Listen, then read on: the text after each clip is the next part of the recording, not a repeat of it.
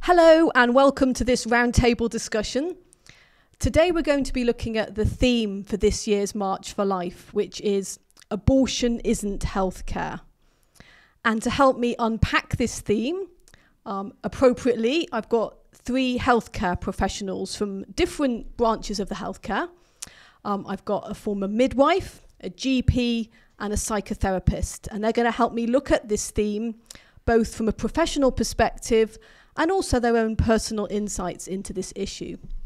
So welcome to all of you, and thank you for joining me today. Thank you. To start with, maybe if we just want to introduce ourselves, if you just want to say who you are, your profession, and maybe where you're from. And Mary, do you want to start? Yes, I'm Mary Doogan. I'm from Glasgow. I'm a Scottish midwife. I was a midwife since 1978 until 2015, involved in a very high-profile case with another colleague, Connie Wood, on the whole issue of abortion and the responsibility that we've been invited to take, which really wasn't what we thought the Abortion Act actually permitted us to withdraw from. So we took on a case in dispute against the Health Board in Glasgow, and we ended up losing eventually at the Supreme Court in 2014. So I've been retired since 2015. But I love my job, I love being a midwife, and I'm very happy to be here and hope everyone understands my accent. Dr. Martin. My name is Martin Crowther, I'm a GP. I worked in the community as an NHS GP in Warsaw for 25 years. I currently work in the secure estate in a prison in HMP Oakwood, if you're interested, if you ever go there, which is wonderful. And I've had the privilege of working with some wonderful colleagues in my practice. It was a pro-life practice, and hopefully still is. Thanks for inviting me. Thank you. My name's Greg Nolan, and I'm a psychotherapist. I'm from Birmingham. I work in Birmingham. I used to work for the NHS and stopped a few years ago. I've gone into private practice now. And also in the past few years, I've started to work alongside Rachel's Vineyard as one of the therapists on their team. So that's something else that I do. I've been involved in the pro-life movement for about 17 years now. And I've, get engaged in 40 Days for Life since that started up. But I work as a Catholic therapist, specifically from a Catholic perspective. And that's me. Well, thank you very much, and particular thank you to Mary, who I know has come all the way from Scotland. So thank you very much. Very welcome. I think because we're going to look at our theme of abortion isn't healthcare, we need to begin by looking at the very foundational point, which is sometimes the elephant in the room question that nobody likes to actually ask. Of what does it mean to be pregnant? Because I think if we can't all agree on that, we're going to have different ideas about any rights and wrongs as we move forward. So I'm going to turn to you, Martin, being the doctor of the group, the GP of the group. If I were to ask you, and it might seem a really basic question, but what would you say to, what does it mean to be pregnant? What would your thoughts be as a doctor on that? Thank you, Isabel. Thank you for that. Pregnancy is when a single sperm and an egg, which contain the genetic material from a man and a woman, which in itself is incomplete, 23 chromosomes each, meet in the fallopian tube, and the sperm penetrates the egg. And at that point, something called fertilization happens, and a new, unique human being is formed. And from that point, there is many cell divisions, differentiation, and development, which ends up as a newborn everybody baby. Here. So is this something that's kind of disputed at all in biology? I mean, is it accepted as a standard fact of pregnancy is a human being inside the woman? Yes, I think everybody, all the scientific authorities, could agree that once fertilization has taken place, usually about four days later, this is implants in the mother's womb, and there is a pregnancy. Obviously, it's not detectable straight away, but yeah. But the life would start right from the point of fertilization, even before the implantation. That unique human being has started at the point of conception or fertilization in the fallopian tube, normally. I'm just going to check in with you then, Mary, as the midwife of the group. This is obviously your area of speciality. How many years were you a midwife for, Mary?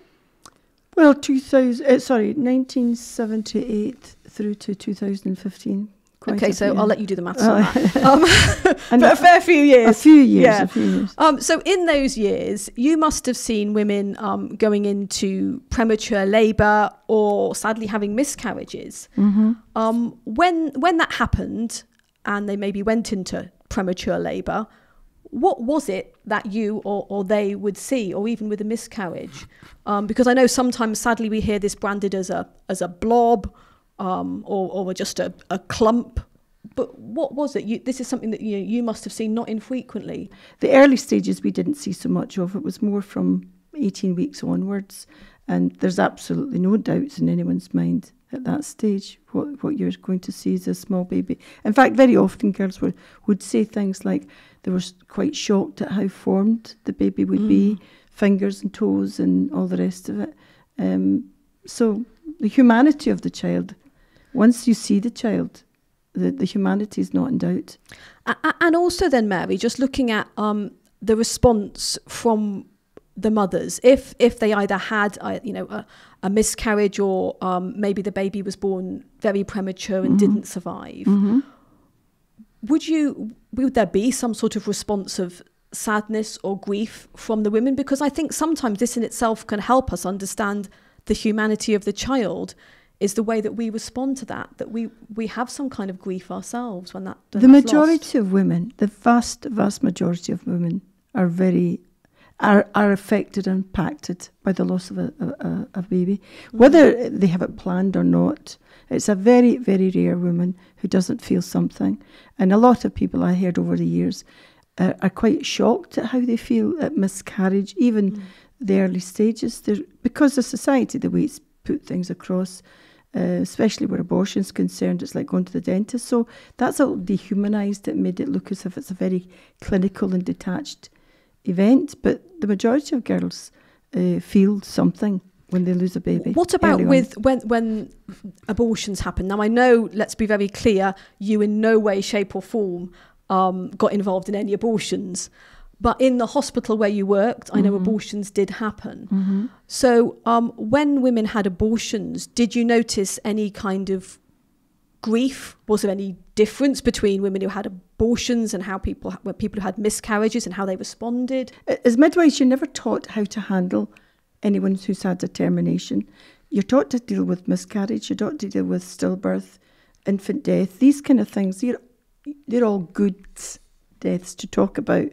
It's easy to talk about it because the woman's very evidently going to be grieving. But if amongst ourselves, you didn't know what to say to somebody who's had an abortion, but you know that she's grieving. Some of them are very obviously so.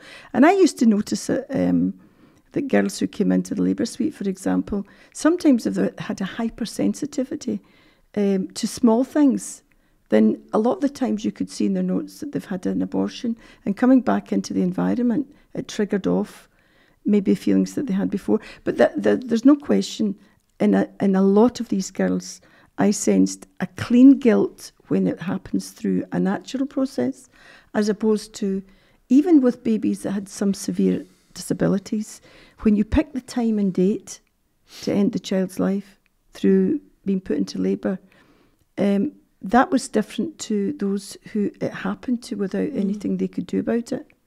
And that's something I observed over the years. And what about you then, Greg? I know you've just said that you've, you do quite a lot of work with Rachel's Vineyard, helping on their retreats, particularly as the psychotherapist. You must see women who are manifesting some kind of expression of grief. Is that something that you would see amongst women who've had abortions? What would be the sort of symptoms that you might see, either with private clients or with women at a Rachel's Vineyard? I think you see all sorts, and what Mary has alluded to, which is that some people just feel a sense of relief in the first instance, is common, as far as I can tell. But then the other side of it isn't really talked about, I don't think. So I've worked with women in my NHS practice who've experienced depression, suicidality directly as a result of abortion. In my personal life, I know women who have been suicidal. In my work with Rachel's Vineyard, I've worked with people with panic disorder, with clear symptomatic post-traumatic stress disorder directly as a response to abortion. I think in a general sense, the overwhelming painful grief that comes out when people access the memory of the abortion and take on board the reality of what abortion is, that's the thematic, that's the thing that I come away with, the pain, the deep sense of pain, of grief, essentially. But there are definitely diagnostic clinical presentations, panic disorder, PTSD, depression. I've seen all of those things as a result of abortion. Yeah. And I think it's just worth touching on something that I think you were mentioning or at least alluding to, Mary, that sometimes people almost seem to not be affected. And sometimes people will say this to me, I know someone had an abortion and they weren't affected at all. They seem emotionally fine. As a psychotherapist, Greg, I know when I think about this, I almost think, well, does that not show this person has got certain issues in some way and is affected in some way, in as much as if I were to take the life of my child, maybe because I was struggling with postnatal depression and in a fit of despair, I did something to damage or harm my child, I would hope that at some point afterwards, I would deeply regret this and think I wish I'd got help. If I was to actually carry on as normal, saying, you know what, I'm fine about that decision, that would show there was actually something really deeply wrong inside me. And I wasn't working as I should as a human being, as in showing compassion to others. So I'm just wondering if that sort of, how that tallies up with people who say, I've had an abortion and I'm fine about it, or my friends had an abortion and I think they're fine about it. Is that not showing actually that there is a deep-seated problem there, that they've intentionally ended the life of their child but are fine, or are saying they're fine?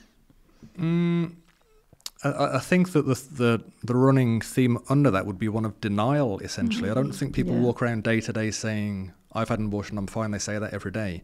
They just block it out of their mind. They don't talk about it. I remember an experience that I had outside of the Calthorpe Clinic when me and a friend were praying there, and a young lady came up objecting to the fact that we were there, and it transpired that she had had an abortion. And I said to her, and it had been years before, and I said to her, that must have been a really difficult decision for you. And she broke down in floods of tears, do you know what I mean? Whereas prior to that point, she was like, it didn't have any effect on me, it didn't, and she was adamant, she was adamant it had no effect. But when I just showed some concern and compassion, she broke down. And I think denial is the mechanism by which you can get by in life, really. I've worked with people, though, commonly, who years after an abortion begin to experience the grief, years later. And that can be, no one can convince me otherwise. I've seen it sufficiently often to know that can happen. So it's almost like a coping mechanism then, like this is the only way I can carry on with my life as normal. Yeah, and I think we can all identify that. Like if there's things in our lives that are painful, we can all deny its existence in one way or another. That experience is common to all humanity. We can all identify with that, I think. And the other thing, if I may say, is that I find that women, because they've chosen to have an abortion, regardless of the reasons, and we know that there's oftentimes a lot of pressure in the background, but they feel that they can't actually complain then when they've done something or chosen a path that's left them not only with the loss of their child, but the grief they feel. Others may, especially people who support abortion, they don't want to hear that a woman's regretting it. No, it's they not really legitimised. Don't want it. Yeah, so we can all individually engage in denial, but when society conspires to say you shouldn't feel anything about this, what can people do? What can they do? You know, God bless them. God bless. And does this also go for healthcare professionals as well, Greg? Because I'm just wondering, you know, obviously we seem to be establishing it doesn't, from what we've looked at so far, it doesn't sound much like healthcare if a human life starts at conception and abortion is intentionally, deliberately ending that human life. On some level, we could think, well, how could any healthcare professionals get involved in this? Which surely that wasn't what they got involved in the healthcare profession to do, to intentionally assist people in ending human life. Are they also in a state of denial, or is there anything else going on? What's sort of, you know, any assessment of that? I couldn't say explicitly because I've worked in mental health for the past 20 years, so I haven't worked in physical health, so I haven't gone anywhere near the actual physical process of abortion. I worked with a lady at one point who had worked in an abortion facility as a counsellor in their service, and she said something that was very telling. This might not be answering your question, it just comes to mind for me, but she said that she left that particular role because she was doing the same thing over and over again, and it just became like, to her, like factory work. It was the same thing over and over, and she said it was just grief and guilt, grief and guilt, grief and guilt, and she used that phrase, right? And that sort of says it all. Like, again, though, I think that if you work in the abortion industry and you've engaged in practices that kill a baby, you have to be in a state of denial. How could you not be, right? But again, there's a societal collusion. We all do it. We're all involved in that collusion. So yeah, there's a denial at the level of society, and then that just filters down into a denial at the level of individuals, I would say. I think there's also a spiritual dimension to it as well. Not that I'm remotely qualified to speak on that, but there is actually, I think, a spiritual blindness. When I'm praying these things, I often pray that that our Lord will lift the veil of darkness over people's minds, because I think, as Greg said, it's fair to say that if people that procure abortions, people that actually do abortions, you know, and often, you know, not bad people, in other ways, if they really understood what it was, if the veil was lifted, then they would be unable to cope with it, and they would be horrified. In fact, I'm sure in your work, you've met many people that have actually had that veil lifted. Yeah, it's an interesting point, actually. I kind of think of, over the years, the amount of healthcare workers I've spoken to who've gone into the abortion sector. So obviously when I'm standing outside abortion centres, sometimes I'm talking to people who are working there in various capacities, whether it's the abortionists, the anaesthetists, nurses, you know, people more on the periphery answering phones and things. I have to say, every single one that I've spoken to has told me they're a Christian, which itself is interesting. We can sometimes presume that people who get involved in healthcare work and then go into abortion sort of have to deny any belief in God, but sometimes it's almost just the complete denial that it's doing anything wrong, and they still manage to carry on with some kind of faith. Also, these people that I've spoken to, I remember the same abortion centre you were talking about, Greg, Calthorpe Abortion Centre. And I remember being outside there, and over a period of 2 weeks, I spoke to 3 different women who all worked there. And as I say, all described themselves as Christian. And they all said to me the exact same words. They said, "I feel cursed working here." And when I asked them why they used those words, I remember one of them explaining to me, and she said, "I'm taking the life of other people's children, and one day I'm going to want children, and I don't think God will let me have them because of what I'm doing to other people." And I thought, how awful to come to work every day feeling that about the work that you do. So you could maybe, at least like what you were saying about the veil being lifted, you could see with some of them the veil beginning to lift and then beginning to see the reality of what they were doing. And I'm not saying that I agree with her that that's how God operates, you know, and that was obviously just something how she felt at that time. But I think a lot of them are misguided in their compassion. And it is, for a lot of them, it's compassion that drives them. And they've been told the stories about the backstreet abortions that carried out in septic cases where women had terrible deaths.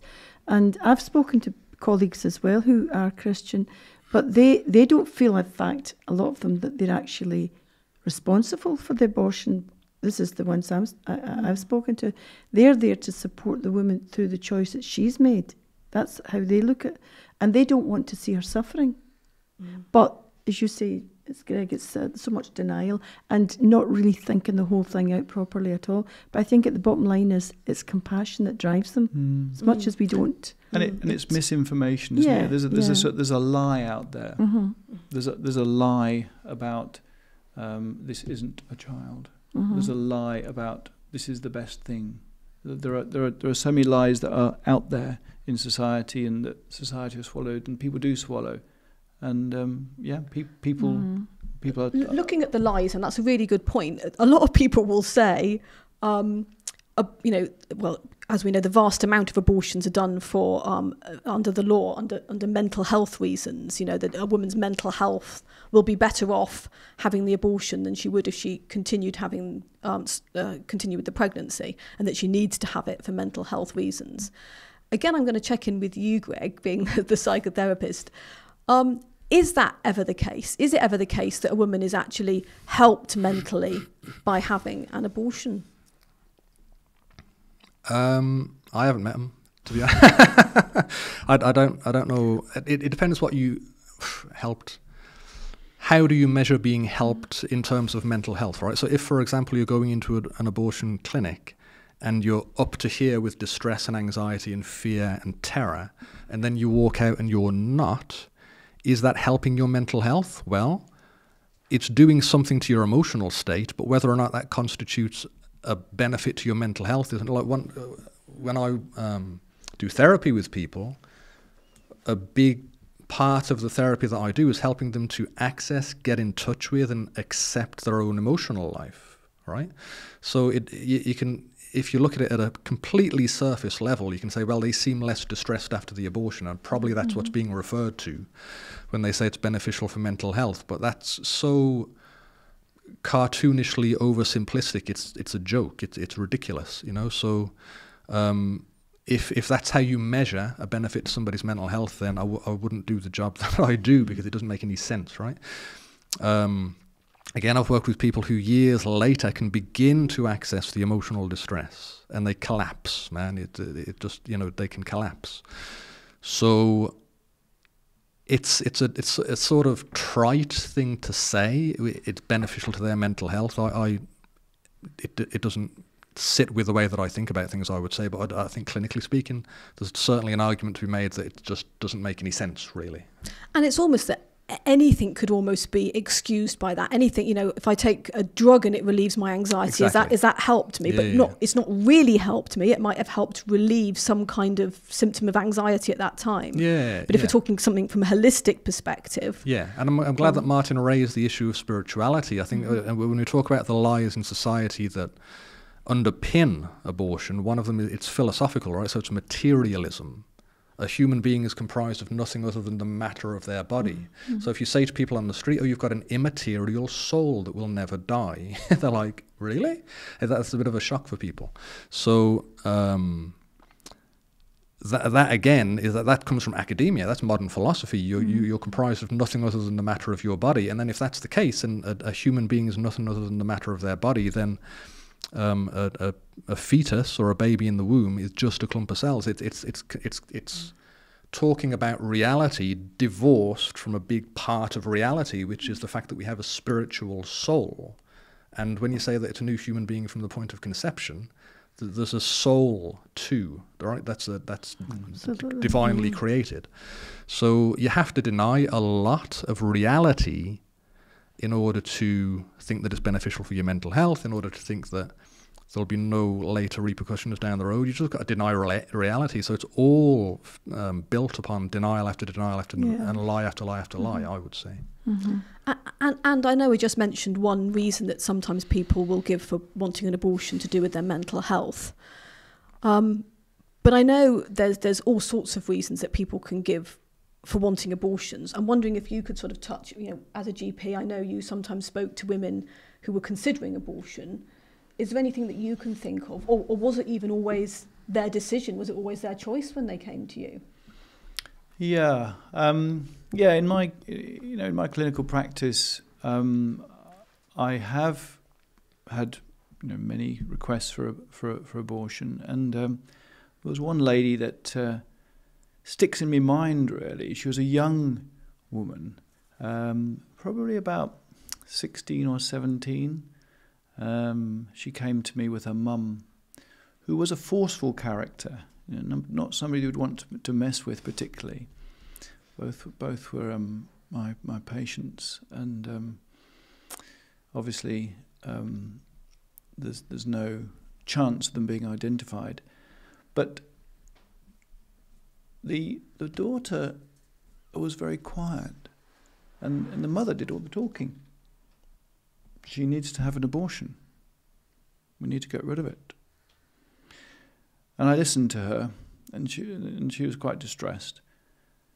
And I turned to the girl, and I said, "Well, what do you think?" And she wanted to keep the baby. So I spent the rest of the time just discussing with the mum and the daughter that the various ramifications of what they were contemplating, and really trying to be supportive, because it was a distressing time for the mum, obviously. Things were, but it clearly was not a decision that the girl had come up with. She was being railroaded into it, and I think that does happen to greater or less degree, not infrequently. It could be that it could be the shame on the family. It could be just it's inconvenient. It could be so many other reasons that people come to this reason and they just feel pushed into it. Well, I know they don't feel strong enough to stand up and say, no, this is my child, and I'm going to protect it. There was a survey, wasn't there, in I don't know if you remember it, in 2022, actually done by the BBC, that showed that I think around 50% of women under 45 said that they had been coerced in areas of reproduction in some way. Yeah. So it's as we know, the BBC are no pro-life friends, but I think that shows the how high it can be, that element of coercion. And I know certainly with women I've spoken to, they've objected to the term pro-choice because they've said it wasn't a choice. Yeah. It was simply the only option I could think of was to have an abortion, and there was no other viable alternative. Which really underpins the importance of having help out there. People like the Good Counsel Network and many others, who are prepared to get out there and offer help. I hear that language a lot in my work with Rachel's Vineyard. So I didn't have a choice. It's like you hear it all the time, so that the whole idea of pro-choice is questionable anyway. People who've had abortions strongly felt a friend of mine said I was frog marched into the abortion clinic, right? So I think any of us who've been outside an abortion centre for any length of time have certainly seen that. I can think of like 14-year-olds, mum and dad either side of her, and just had literally no choice about what she wanted to do. Yeah. And I remember her, I was standing there with some leaflets that day, and I remember her calling out and saying, "Mum, can't I have one of that lady's leaflets?" And the mum just marched her in even quicker, so she literally just couldn't have any say in the decision. I think we've kind of established really from what all of you have said that life begins at conception, so pregnancy is a new life as well as the mum, and that abortion is intentionally ending that life, so clearly it's not healthcare for the child, and from what people have described, it certainly doesn't seem to be healthcare for the woman either. Some of the symptoms that I know you've touched on. And I'd love to talk about this all day. It's a subject that's very close to my heart, and I know to all of you. But I think just to begin to round it off, I'd like to maybe just come back to you, Mary, and look at what about the actual healthcare professional. I know that you ended up giving up your job as a midwife rather than getting involved in any way with abortions, which you were being pressured to do, weren't you? What would you say to other healthcare professionals who may be either under pressure to do that, or maybe already have, not necessarily saying an abortionist themselves, or it might be that, but sometimes people just get, I just call it like getting the tips of your fingers dirty, maybe not completely immersed, but they're just like on the periphery helping in some way, because it's hard to say no. Anything that you could say to them? Yeah, just say no. Say no. You could beat around the bush. You don't have to be aggressive about it. You don't have to be cheeky or bold, or what. You would have to be bold, I suppose, in the sense to have the courage to say it. But you're not looking like we were managers. I was a sister in the labour suite, as was Connie, but they were leaving us. We were responsible for that abortion getting done. That's what we were fighting. Although they had tried to include the midwives at their level, really to limit their conscientious rights. But we managed to keep that. So it's the sisters who, if you want a sister's post in labour suite, according to that judgment 2014, you've got to accept that you will be responsible for the abortions that are carried out under your watch.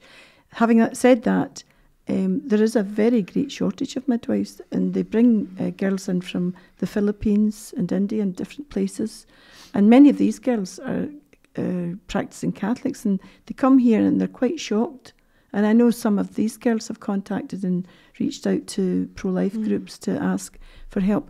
But my experience, and it will vary from place to place, but my experience is, especially as a staff midwife, you inform your manager that you've got conscientious objection and you do not participate in abortion. Simple. You'd never say, I'm sorry, I don't do this. You're not sorry. That you're putting yourself on the back foot there, as if you've got to apologise for something.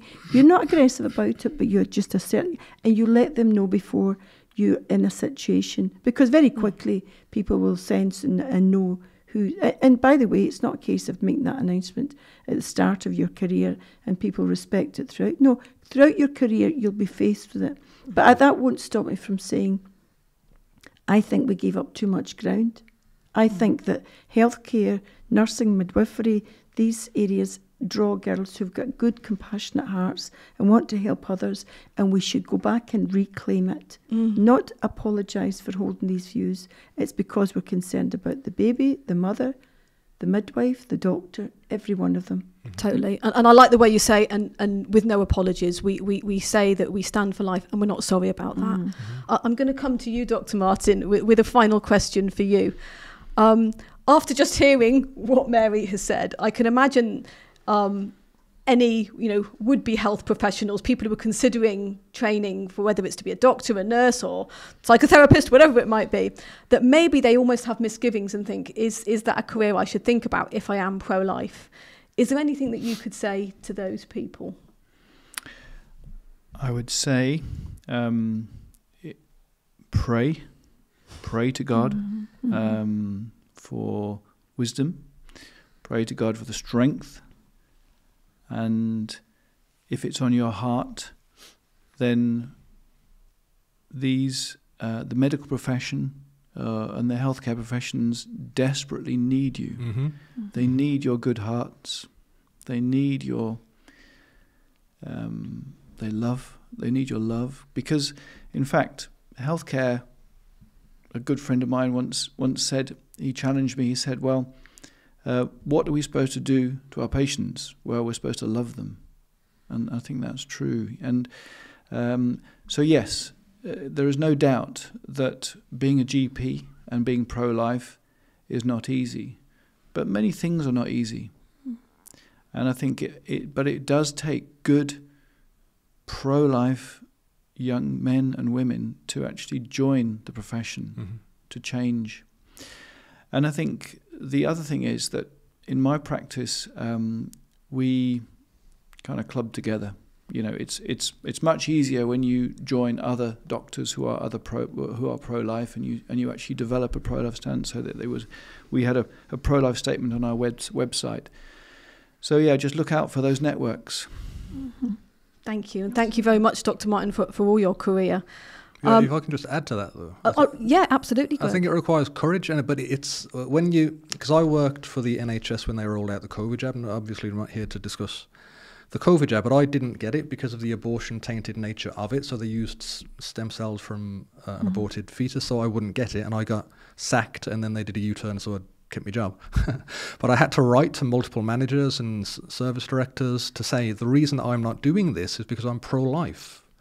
And I didn't get any backlash. Nobody said, well, you're not allowed to be. And it felt strengthening for me as a person, as a clinician, to stand up and say, this is the reason I'm not doing this.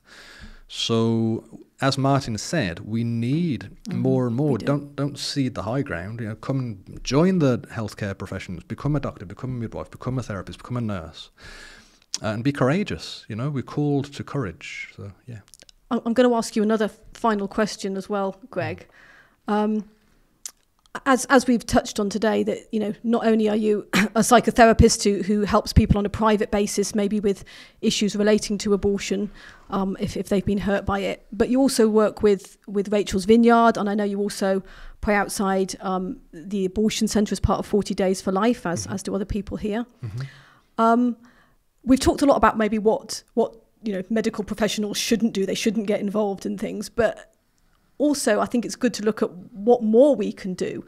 What's encouraged you as a healthcare professional to do that? Because actually, I know quite a few healthcare workers who've maybe almost thought, because I've got a professional job, I don't want to be seen outside an abortion centre or something like that. Maybe feel a bit awkward about getting involved in anything publicly pro-life. But you've been very bold about your stance, I know. Where does that come from, and what would you say to other people in regards to that? I think within me personally, it comes from my faith. Like, I believe utterly in the sanctity of human life, so that's where it comes from personally. I got started on the path of being involved in the pro-life movement following a talk that was given at a conference that I was at, I don't know, more than 20 years ago. A guy gave a talk, you probably, I can't even remember the guy's name, but he came on with his little son on his shoulder.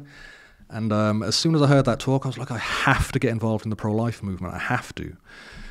I see it as incumbent upon me. I don't see that I have a choice, to be honest. It's an absolute travesty in my mind that this is going on and evil prevails because good men do nothing, essentially. So what are we going to do? I think that we have to do it.